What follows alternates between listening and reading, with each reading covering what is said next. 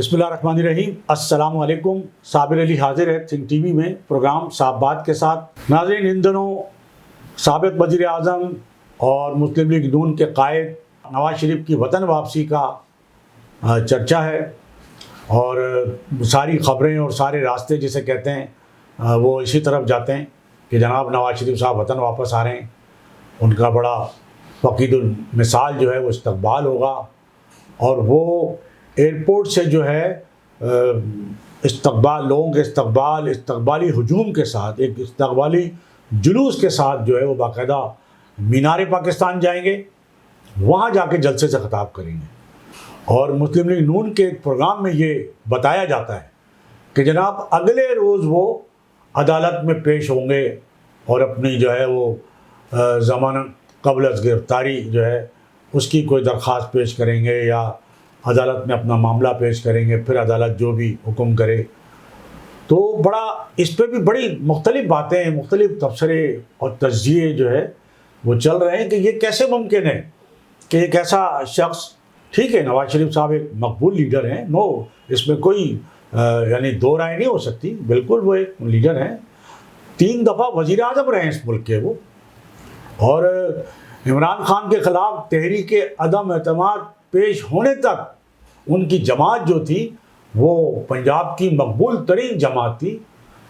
لیکن ظاہر ہے کہ وہ ایک سپریم کورٹ کا کیس جس کے نتیجے میں وہ جیل گئے، اور اس جیل سے جو ہے وہ بیماری کی رخصت لے کر جو ہے بہت مختصر عرصے کے لیے وہ لندن گئے تھے۔ تو اب اگر وہ آ رہے ہیں تو آئین اور قانون کیا کہتا ہے؟ میرا خیال ہے یہ تو چیف جسٹس صاحب جو ہیں اس وقت، جسٹس قاضی فائز عیسیٰ صاحب، ان سے بہتر ظاہر ہے کون بتا سکتا ہے۔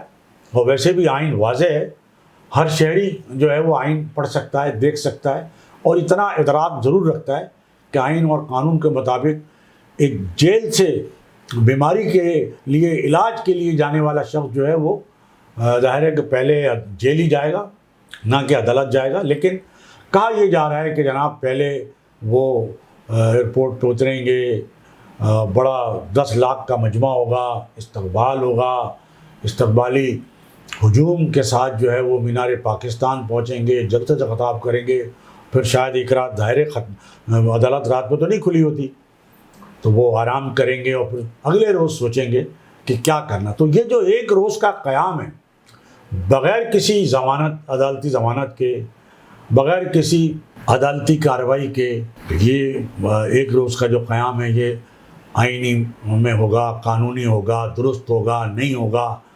ظاہر ہے اس پہ مختلف انداز میں مختلف تبصرے ہیں، لیکن اس پر ہم نے آپ کو پہلے ہی بتایا تھا کہ نگراں وزیر داخلہ جو ہے، جب انہوں نے یہ کہا کہ جی وہ تو جہاز سے گرفتار ہو جائیں گے، تو اس پہ بڑا ہنگامہ کیا مسلم لیگ نون نے، تو کم از کم پھر وہ وضاحتیں بھی دیتے رہے۔ پھر نگراں وزیر اعظم جو ہیں انہوں نے الیکشن کے حوالے سے بھی بات کی کہ جناب ہو سکتا ہے پی ٹی آئی حصہ نہ لے، اور نہیں لے گی تو کوئی قیامت نہیں آئے گی، الیکشن پھر بھی جائز ہوں گے۔ تو ان کی اس بات پہ بھی ظاہر ہے کہ پی ٹی آئی کو تو خاص طور پر بہت زیادہ اعتراض ہے۔ اور پھر مختلف حلقے، مختلف جو تجزیہ کار ہیں تب اپنے تجزیے اور تبصروں میں یہ بھی کہہ رہے ہیں کہ نگران حکومت جو ہے وہ تو دراصل نون لیگ کی بی ٹیم ہے، اور جو باپ پارٹی ہے، اور جو نگراں وزیر اعظم ہے وہ تو مسلم لیگ نون کو جوائن کرنے والے تھے، لیکن انہیں بتایا گیا کہ بھئی آپ کہاں جوائن کر رہے ہیں مسلم لیگ نون، آپ کو تو کہیں اور لایا جا رہا ہے، کوئی اور ذمہ داری دی جا رہی ہے، تو وہ جوائن کرتے کرتے رہ گئے۔ لیکن جو نگراں وزیر داخلہ کا جو بیان تھا نواز شریف کی گرفتاری کا، اس نے اس تاثر کو بھی دور کیا کہ جناب نگراں حکومت جو ہے وہ مسلم لیگ نون کی بی ٹیم ہے۔ بہرحال جتنے منہ اتنی باتیں۔ اب دیکھنا یہ ہے کہ ظاہر ہے کہ نواز شریف صاحب آ رہے ہیں، لیکن ابھی تک اس حوالے سے جو آئین اور قانون کے تحت جو کچھ ہونا ہے وہ ابھی تک جو ہے وہ واضح نہیں ہو رہا، اور ظاہر ہے کہ عدالت جو ہے وہ جس عدالت کے حکم پر وہ گئے تھے، جس عدالت سے ظاہر رخصت لے کر وہ گئے تھے، تو ابھی تک خاموشی ہے اس عدالت اس حوالے سے۔ پھر یہ ہو رہا ہے کہ جناب ظاہر ہے کہ الیکشن کمیشن نے الیکشن کا اعلان تو کر دیا ہے جنوری کے آخری ہفتے میں، لیکن حتمی تاریخ کا اعلان نہیں کیا، نہ ہی کوئی شیڈول آیا ہے بہت ساری باتیں چل رہی ہیں کیونکہ واقعتاً جنوری میں الیکشن ہوں گے نہیں ہوں گے. پھر الیکشن ہوں گے اور جب الیکشن میں جیسے کہ کہا گیا ہے یا عندیہ دیا گیا ہے کہ پی ٹی آئی جو ہے وہ حصہ نہیں لے سکے گی, عمران خان صاحب حصہ نہیں لے سکیں گے, بلے کا جو نشان ہے وہ بیلٹ پیپر پر شاید نہ ہو, تو کیا اس الیکشن کو جو ہے وہ منصفانہ, غیر جانبدارانہ اور صاف و شفاف الیکشن قرار دیا جا سکے گا؟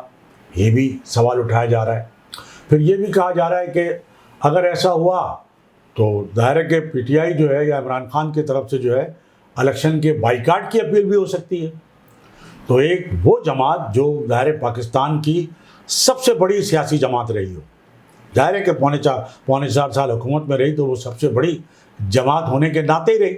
تو اگر سب سے بڑی سیاسی جماعت پارلیمنٹ میں تھی, وہ بالکل تھی, تو اگر اس کا لیڈر یا وہ جماعت الیکشن کے بائیکاٹ کا اعلان کر دے تو کیا صورتحال ہوگی؟ اور اگر عمران خان صاحب اور پی ٹی آئی, ان کی پی ٹی آئی جو عمران خان صاحب کی, وہ آنے والے انتخابات کے بائیکاٹ کا اعلان کر دے گی تو اس طرح 2 بائیکاٹ ہو جائیں گے. آپ کے علم میں ہے کہ ایک بائیکاٹ ایک لیڈر اور ایک جماعت کے رہنما تو کرتے رہے ہیں, مختلف ضمنی الیکشن کے بھی, بلدیاتی الیکشن کے بھی, اور انہوں نے جتنی بار بھی بائیکاٹ کیا وہ بڑا کامیاب ہوا ہے. اس کے نتیجے میں جو ووٹ کا جو تناسب تھا, ووٹ پڑنے کا, وہ یقیناً بہت کم رہا ہے. تو اب دیکھنا یہ ہے کہ اب 2 ہو جائیں گے. پہلے تو 1 تھے اور وہ صرف کراچی حیدرآباد کی سطح کے لیڈر تھے, کراچی حیدرآباد کی حد تک وہ بائیکاٹ تھا.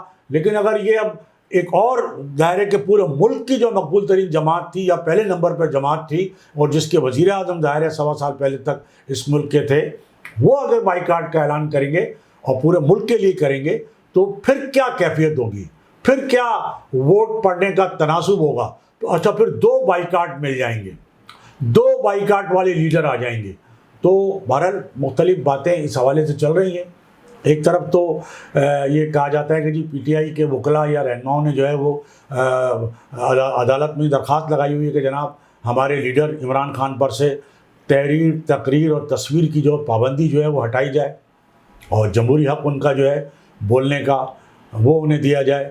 لیکن دوسری جانب یہ اگر جمہوری جماعت ہے پی ٹی آئی واقعتاً, تو اس کو کیا صرف اپنے لیڈر کے لیے یہ درخواست کرنی چاہیے؟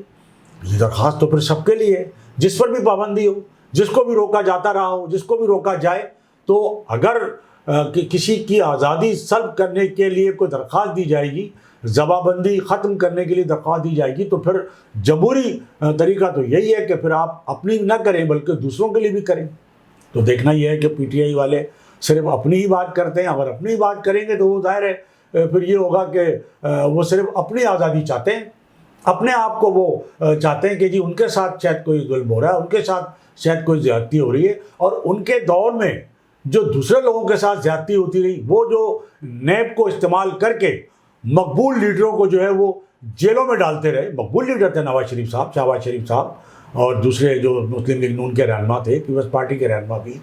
تو نیب کے ذریعے اور اعلان کرتے تھے, پہلے پی ٹی آئی کے رہنما بھی اور سابق وزیر اعظم بھی اعلان کرتے تھے کہ جناب فلاں جو ہے وہ گرفتار ہونے والا ہے, فلاں گرفتار ہو جائے گا. شیخ رشید صاحب بڑے دعوے کیا کرتے تھے تو وہ گرفتاری ہو جایا کرتی تھی. تو وہ کس ہے, جب یہ کام خود عمران خان صاحب اور ان کی پارٹی اور ان کی حکومت کرتی رہی ہے, تو آج وہ کس منہ سے صرف اپنے لیے جمہوری حق مانگ رہے ہیں. تو وہ جمہوری حق ان کا بنتا ہی نہیں بنتا ہے. یہ بھی ظاہر ہے کہ ایک بالکل الگ بات ہے کہ وہ صرف اپنے لیے بات کر رہے ہیں. دوسری جو عمران ریاض خان صاحب جو ہیں وہ ظاہر ہے کہ رہا ہوئے ہیں اور ان کی رہائی کو بھی غالباً 2-3 دن ہو گئے. تو مختلف حوالوں سے یہ خبریں آ رہی ہیں کہ عمران ریاض صاحب سے کچھ صحافی ملے, وہ روداد ان کی سنا رہے ہیں کہ ان کے ساتھ کیا ہو. بھائی عمران ریاض خان صاحب سے یعنی زیادہ بولنے والا, اچھا بولنے والا, اور وہ جو کہتے ہیں نا کہ بہت بڑے بڑے رازوں سے پردہ اٹھانے والا, اور جو بیانیہ عمران خان صاحب نے بنایا تھا نواز شریف صاحب اور زرداری صاحب کے خلاف, اس کے لیے جتنی خبریں یا جتنا بیانیہ بنانے میں انہوں نے مدد کی عمران خان صاحب کی اور بنایا, تو وہ تو بہت زیادہ خود سے بولنے والے ہیں. لکھنے والے ہیں، صحافی ہیں، بڑے بے باک، بڑے جرأت مند. تو اب اگر ٹھیک ہے وہ ظاہر ہے جس طرح بھی رہے جہاں بھی رہے اب وہ راہ اگر ہو گئے تو کیا وجہ ہے کہ ابھی تک ان کی جو ہے وہ زبان جو ہے وہ یوں کہنا چاہیے کہ وہ ابھی نہیں کھلی ہے اور وہ خاموش ہیں. وہ اپنے بارے میں کچھ نہیں بتا رہے ہیں، باقی لوگ مختلف کہانیاں سنا رہے ہیں. تو جب تک کہ عمران ریاض خان صاحب خود سامنے نہ آئیں، خود اپنا ولاگ نہ کریں، جیسے کہ وہ آخری ولاگ اپنا کر کے گئے تھے کہ میں سیالکوٹ ایئرپورٹ پہ جا رہا ہوں، ہو سکتا ہے یہ میرا آخری خطاب ہو اور مجھے وہاں سے گرفتار کر لیا جائے. بالکل ایسے ہی ہوا تھا. تو اب اگر وہی عمران ریاض خان رہا ہوئے، وہی عمران ریاض خان اگر ہیں وہ، تو پھر ان کو اسی انداز میں، اسی جرأت مندی کا، بہادری کا، سچائی کا، بے باکی کا مظاہرہ کرنا چاہیے، ورنہ پھر لوگ انہیں کیسے سمجھیں گے؟ اس کا مطلب ہے کہ عمران ریاض جو ہے وہ والے عمران ریاض نہیں رہے جو گرفتاری سے پہلے تھے. تو یہ بھی ایک بڑا سوال ہے. تو دیکھتے ہیں کہ وہ کب ان رازوں سے پردہ اٹھاتے ہیں. دوسری جانب حلقہ بندیوں کے حوالے سے بڑی خوشخن خبر ہے کم از کم کراچی کے لیے کہ کراچی میں قومی اسمبلی کی اور صوبائی اسمبلی کی نشستیں جو ہیں وہ بڑی ہیں. گو کہ جس تناسب سے نشستیں بڑھنی چاہیے بالکل نہیں بڑھی، بہت کم. مطلب ہے جو کراچی کی آبادی ہے 3.5-4 کروڑ سے کم آبادی نہیں ہے. اب اس کو زبردستی جو ہے وہ کھینچ کے اس بات پر راضی ہو گئے ہیں کہ جی چلے جی وہ 2 کروڑ تک ہو جائے، 2.25 کروڑ تک ہو جائے. کیوں بھائی، ایسی کیا مجبوری ہے؟ لیکن بہرحال تو یہ بھی کریڈٹ ہے کہ جناب مردم شماری ہوئی اور تھوڑی سی جو آبادی ہے وہ 1 کروڑ 60 لاکھ سے وہ تقریباً 2 کروڑ تک پہنچی. تو بھائی ابھی بھی 1.5 کروڑ لوگ تو لاپتہ ہے نا. اگر آپ 3.5 کروڑ کی آبادی، تو بالکل ہر شخص تسلیم کرتا ہے کہ ہے کراچی کی، تو 1.5 کروڑ جو ہے اب بھی لاپتہ ہے. وہ کب بازیاب ہوں گے؟ نشستیں جو بڑھائی گئی ہیں بڑا اچھا خوشائن عمل ہے. چلیں اس سے کراچی کو فائدہ ہوگا. اور پھر اندرون سندھ کے بعض علاقوں کی نشستیں کم بھی ہوئی ہیں تو ہونی بھی چاہیے، اس لیے کہ اندرون سندھ کا جو سارا دباؤ ہے وہ کراچی پر ہے. نہ صرف اندرون سندھ کا بلکہ پورے اندرون ملک کا جو دباؤ ہے آپ وہ کراچی پر ہے، کراچی کی آبادی پر ہے. اور جس طرح کہ کہا جاتا ہے کہ کراچی کی آبادی جو ہے وہ بڑھتی ہے، تو وہ اسی لیے بڑھتی ہے کہ اندرون سندھ سے لوگ آتے ہیں، اندرون پورے ملک سے لوگ آتے ہیں. تو اگر کراچی کی آبادی اگر آپ بڑھا رہے ہیں، نشستیں بڑھا رہے ہیں، تو وہ کوئی احسان نہیں کر رہے، بلکہ اس میں بھی آپ ابھی بھی ڈنڈی مار رہے ہیں، بلکہ میں تو کہوں گا ڈنڈا مار رہے ہیں. تو یہ عمل جو ہے یہاں تک خوشکن ہے، جتنی بھی نشستیں بڑھی ہیں، لیکن ڈنڈی نہیں بلکہ ڈنڈا مارا جا رہا ہے. اور یہ عمل آخرکار بند ہونا چاہیے. اور کراچی کو جب تک آپ اس کی آبادی کے اعتبار سے، آبادی کے تناسب سے جو ہے اس کا حق اسے نہیں دیں گے، کم از کم پارلیمنٹ میں، سندھ اسمبلی میں، قومی اسمبلی میں، سینٹ میں، وزارتوں میں، حکومت میں، اداروں میں، ملازمتوں میں، جب تک کراچی کو اس کا جائز حق آپ نہیں دیں گے، جب تک کراچی کی یہ محرومی جو ہے وہ دور نہیں ہوگی، کراچی کے ساتھ جو ناانصافی مسلسل جاری ہے وہ دور نہیں ہوگی. تو دیکھتے ہیں کہ واقعتاً یہ کب دور ہوتی ہے. اور اس کے لیے کراچی کے جو اسٹیک ہولڈر ہیں وہ باقاعدہ صرف بیان بازی کی بجائے اور تھوڑے سے مطلب کہتے ہیں پوری روٹی کی بجائے آدھی پہ راضی ہونے کے بجائے وہ اس کے خلاف عملی طور پہ باہر کب نکلیں گے، اس کے لیے بھی کراچی کے شہری جو ہے وہ منتظر ہے. دوسری جانب ناظرین، ایک بہت ہی یوں کہنا چاہیے کہ انتہائی اہم گفتگو جو ہے وہ ایک سابق گورنر پنجاب لطیف کھوسہ صاحب نے کی ہے.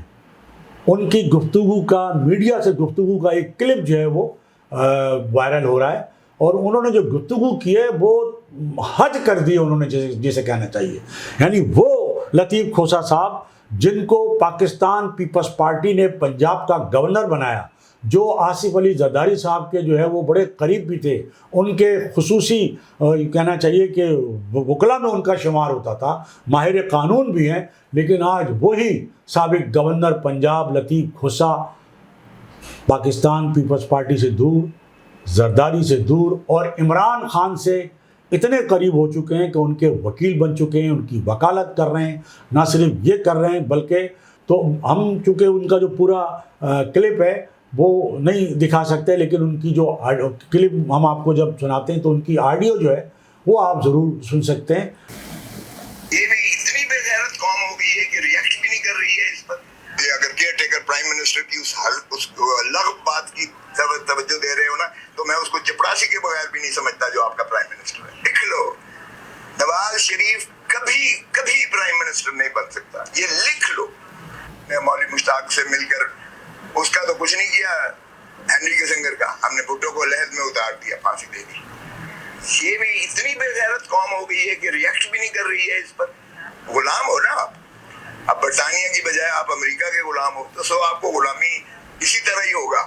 ایک پرائم منسٹر کو پھانسی دی ہے, دوسرے کو اندر کیا ہوا ہے ہم نے. اس میں کون سا دفاع مجھے بتائیں سیکریسی ایکٹ کے کون سے دفعے کی شک جو ہے وہ, کون سا پاکستان کی تنصیب خطرے میں پڑ گئی ہے, کون سے پاکستان کے دشمن کے ہاتھ میں یہ سائفر اگر آ بھی جائے تو اس میں کیا جو ہے آپ کا ڈیفنس جو ہے کمزور ہوتی ہے یا ہٹ ہوتی ہے یا افیکٹ ہوتی ہے یا اس کو متاثر کیا جاتا ہے. اور یہ 1923 کا قانون یہ تاج برطانیہ نے بنایا تھا آپ کو غلام رکھنے کے لیے. 1923 ہی کا آفیشیل سیکریسی ایکٹ آج بھی لگایا گیا ہے.